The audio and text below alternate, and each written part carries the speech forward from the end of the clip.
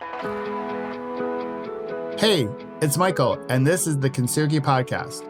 I'll be back in a minute with today's conversation about resilience. But first, if you're interested in creating a better life, having a better career, please visit kintsugipodcast.com and grab your free workbook on how to have a better life. In it, you'll discover tips and routines so you can find the energy for the things and the people who matter most, so you can create a better tomorrow and create the life and career you desire.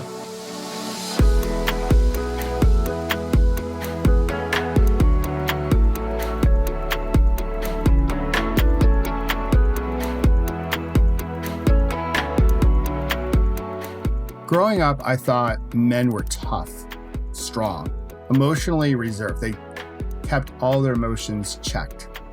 Girls were emotional. They were irrational. And in terms of how men led, it was with authority, order, power over, command and control, if you will. They had status. And since my dad would tell me at dinner, "Hey, Mike," he calls me Mike, "you should eat your vegetables. They put hair on your chest." So I thought men had all these qualities of strength, like athletes and warriors, as well as influence and power, and a whole bunch of hair on their chest. So I think about those days, those dinners, and I also think about the first time my dad caught me shaving my legs for cycling, and I can't help but laugh every time I think about that moment, because I was shaving off what little hair I actually had on my body, except for the hair I had on my head. And back when I was growing up, if you got called a girl or gay by some of the boys in your class, that was like an emotional gunshot wound to your core, to the definition of what I thought masculinity was all about. And in 7th grade, one of my classmates, Joe, and I were the two boys who decided to take home ec. All the rest of the guys in 7th grade took shop. They were building things. They were being men, or going into that definition of what masculinity was all about. And we got called every name in the book. And those names were not compliments. Even the girls thought we were a little weird. But we thought, hey, we're just being smart because you know what? Guys got to eat. Might as well learn how to cook. Back then, boys, gosh, they could be so cruel to each other. I think it's true to today. Back then, boys could be so cruel to one another. And that's true today as well. And when those boys grow up, it also happens in corporate America, or our corporate lives, wherever we may be. Some will say, hey, Michael, you're just being way too sensitive. Boys will be boys. But is that how we want boys to be? Is that how they want to be? A few weeks ago, during our shelter in place, I watched the movie The Mask You Live In. You can find it on Amazon Prime. I highly recommend it. One of my friends, Sean Andrews, told me about it. She does amazing research in the gender equality space. And today, I want to recommend it to you, even if you don't have a boy or a daughter or any kids at all, because let's be honest, I think we've watched everything on Netflix that we can watch. So this documentary will help us shift our perspective on how we look at each other in this moment of pause, in this opportunity that we all have to create a better normal. And I cried a whole bunch watching it. I went through a lot of tissue. And when I was crying, I thought back to crying when I was younger, because some of the boys that are profiled in the documentary were crying. And I remember when I was growing up, when I cried, people would tell me, stop crying. Girls cry. Be a boy. Don't be a girl. Stop crying. I wasn't allowed to express those emotions. That wasn't part of the male masculinity script. And I love my dad, and my dad never said that to me. But here's the interesting thing. As I thought about this week's conversation about resilience, I've never seen my dad cry. Never. He's 83. I'm 52. Never seen him cry.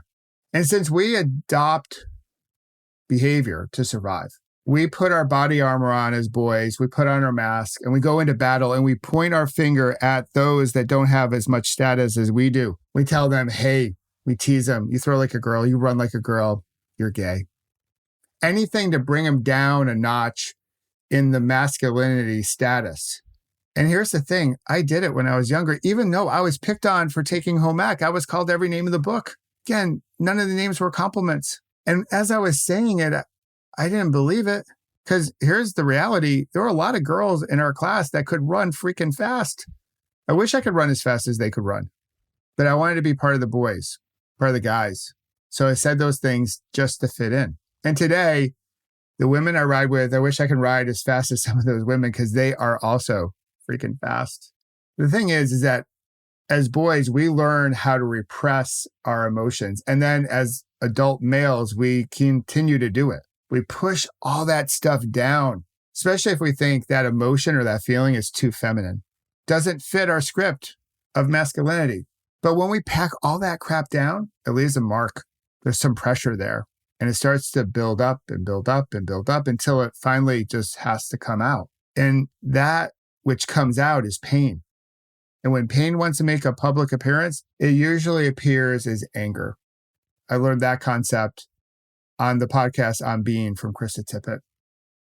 So when we think about anger or frustration or irritation, especially now as we're going through Corona, because we have a lot of that starting to percolate up to the surface.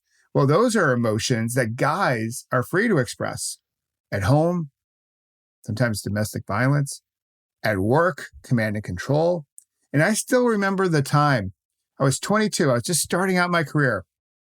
And my general manager got in my face and called me a certain part of a female's body that has been made famous by a certain someone. And he chewed me out and called me that name repeatedly for not closing a sale in front of 25 of my peers, 24 of which were men, only one female salesperson. And he brought me down a few notches on that masculinity status grid. He was so angry with me. And he was going to make sure I knew who was in charge, that he was the man. There's no doubt about it. And I felt like I was in 7th grade all over again. Now, luckily, we've all survived 7th grade. Some of us barely, but we survived it. We have survived 100% of our bad days. That's what being resilient is all about. But with Corona, I think we have an opportunity. When I go out and do my work, workshops, speaking, I share with companies, I believe we can change, or when we change how we work together, we will change how we live together because we spend so much time at work. But since we're spending so much time at home, I'm going to shift that, saying just ever so slightly. I believe when we change how we live together, we will change how we work together. And let's be honest, we need to change how we work together and live together. This pause button, I think it's a message to us to say, hey, you know what? Y'all haven't been doing it right. We're going to give you some time to think. We're going to give you some time to get back up because we're going to sort of bop you on your butt. When you get back up, hopefully you'll go forward with a little bit more knowledge, a little bit more wisdom, maybe a different way. So maybe, just maybe, we can use this moment, which I believe, and if you've paid attention to other conversations about resilience on the Kintsugi Podcast, you know I believe that this moment, I think it's happening for us, not to us. Something I had to discover as I was recovering from my last bad day, that my accident didn't happen to me, it happened for me. And in this moment that is happening for us, maybe, just maybe, we can shift our conversation with each other. And maybe we can start, us guys, just having a conversation of what it means to be a man today. Maybe it's time to throw out that old script of masculinity and write a new one. And writing your own script is really what having your last bad day is all about. It's saying, I'm not going to follow society's script. I'm going to write my own. How cool is that? And I'm not saying that part of this new script that men have to be women or women have to behave like men to move up the corporate ladder. I think that advice is horrible. Just as I will say that I don't think men have to be just like women. I think we can have our own identities. But maybe the new script can be this, that the new definition of masculinity is men who are strong and confident, but also empathetic and compassionate. They lead with love, not fear. Maybe this script is about having power with versus power over.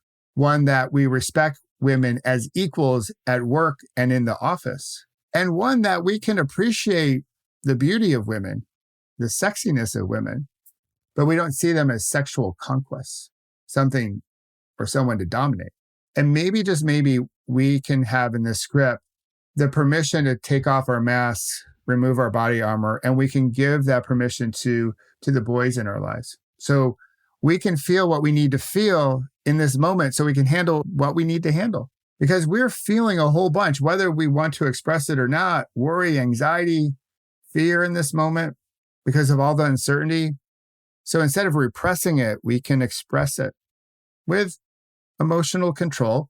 It's part of being an emotional, intelligent leader because we're going to get through this moment. We are getting through this moment. We're getting closer to the end each and every day. And when we do, we have a chance to create a better normal. The question really is, what do we want this better normal to look like? For me, I really haven't figured it out completely. But there is one part that I know I really wish for, and that includes men who wish to be better tomorrow than they were yesterday.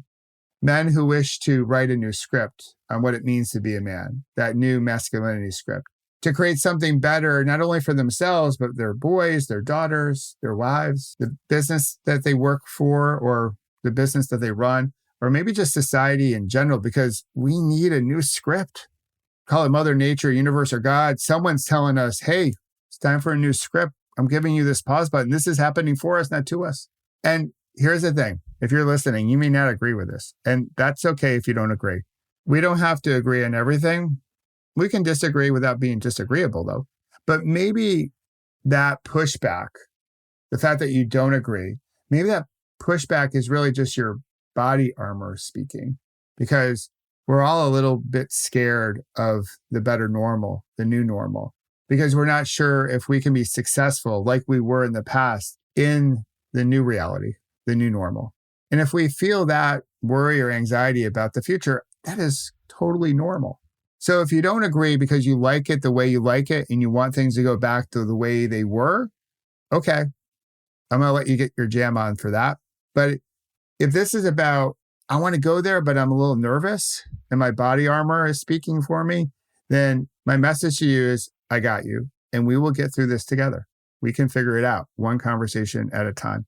So as always, thanks for listening to the Kintsugi Podcast and another conversation about resilience.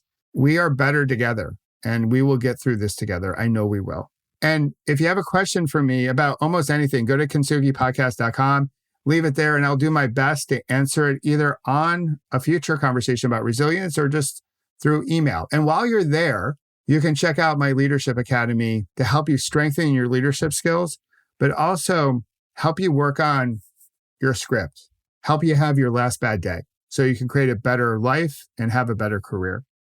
Again, that's at kintsugipodcast.com.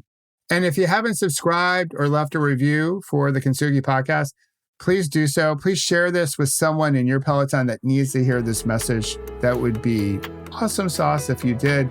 And until next week's conversation about resilience, I hope you stay healthy. And of course, I hope you have fun storming the castle.